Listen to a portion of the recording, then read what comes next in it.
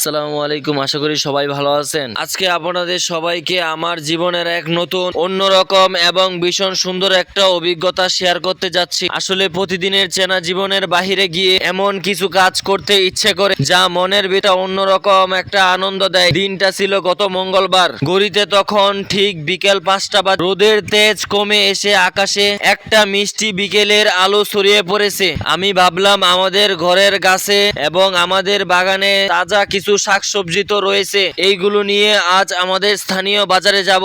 যেমন বাবা তেমন কাজ। শাকসবজিগুলো সুন্দর করে গুছিয়ে একটা ব্যাগে ভরে বাজারে নিয়ে আসলাম। বাজারে পা রাখার পর চারপাশের পরিবেশ জাস্ট অসাধারণ লাগছিল। গ্রামীণ বাজারে সেই চেনা কোলাহল, চেনা মানুষ আর বিকেলের হালকা হাওয়া, সব মিলিয়েই মনটা নিমিষেই ভালো হয়ে গেল। কিন্তু বাজারে এসে যখন আমি আমার তাজা সবজিগুলো নিয়ে বসার জায়গা খুঁজছিলাম, ঠিক তখনই কানে ভেসে এলো আসরের আজানের সুমধুর ধ্বনি। ঘড়ির দিকে তাকিয়ে দেখি আসলেই তো নামাজের সময় হয়ে গিয়েছে এবং বেশি সময় বাকি নাই। মনে মনে ভাবলাম বেচা কেনা ও ব্যবসা বাণিজ্য তো সারা জীবনই করা যাবে, কাস্টমার আসবে ও চলেও যাবে, কিন্তু আল্লাহর হুকুম তো সবার আগে পালন করতে হবে। রিজিক দাতা তো তিনিই, তাই না? তাই আর এক মুহূর্ত দেরি করলাম না। হাতের ব্যাগটা এক জায়গায় রেখে দ্রুত চলে গেলাম মসজিদের দিকে। অজু করে একদম শান্তি মতো জামাতের সাথে আসরের নামাজটা পড়ে নিলাম। নামাজ শেষ করে যখন মসজিদ থেকে বের হলাম, বিশ্বাস করেন মনটা শান্ত হয়ে গেল।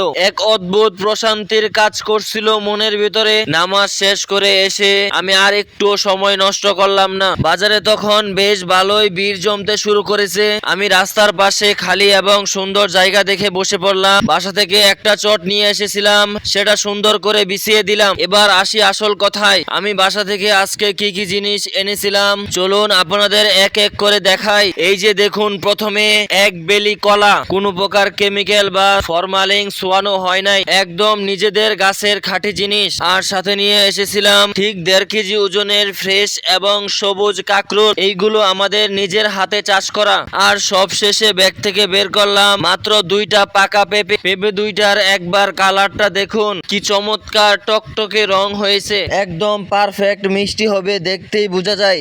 এই অল্প কিছু জিনিস আমি এক এক করে সুন্দর করে গুছিয়ে সাজিয়ে রাখলাম। এখন আমার শুধু কাজ কাস্টমারের জন্য অপেক্ষা করা। দেখা যাক আল্লাহ তাআলা ভাগ্যে কি রাখছে। আলহামদুলিল্লাহ, অল্প কিছু অপেক্ষার পর দেখা গেল যে আস্তে আস্তে সবগুলা জিনিসই বিক্রি হতে শুরু করলো। সবগুলো জিনিস চোখের সামনে বিক্রি হয়ে গেল। তখন চটটা গুছিয়ে নিয়ে শান্ত হয়ে বসলাম। এবার হলো আসল আনন্দের সময়, হিসাব নিকাশ। যখন পকেটে হাত দিয়ে টাকাগুলো বের করলাম, তখন মনটা মাশাআল্লাহ এক অদ্ভুত শান্তিতে ভরে উঠলো। হিসাবটা আপনাদের একটু বুঝিয়ে বলি। আমার সেই এক বেলি তাজা কলা বিক্রি হলো 300 টাকায়, আর 1.5 কেজি কাঁকরোল এনেছিলাম, সেইগুলো বিক্রি হলো 50 টাকা, আর সেই চমৎকার 2টা টকটকে পাকা পেঁপে বিক্রি হলো 80 টাকায়। তাহলে খুব অল্প সময়ের মধ্যে আমার সব মিলিয়ে 430 টাকা বিক্রি হলো। টাকার অঙ্কটা হয়তো খুব বড় কিছু নয়, কিন্তু নিজের গাছের নিজের হাতে যত্নে বড় হওয়া জিনিস এভাবে বাজারে এনে বিক্রি করার যে আনন্দ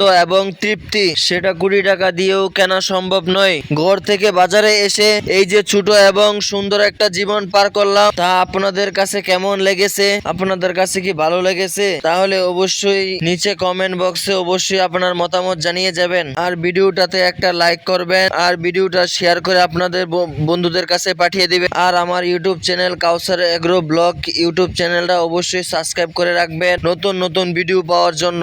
সবাই ভালো থাকবেন। আসসালামু আলাইকুম রহমতুল্লাহি ওয়া বারাকাতুহু।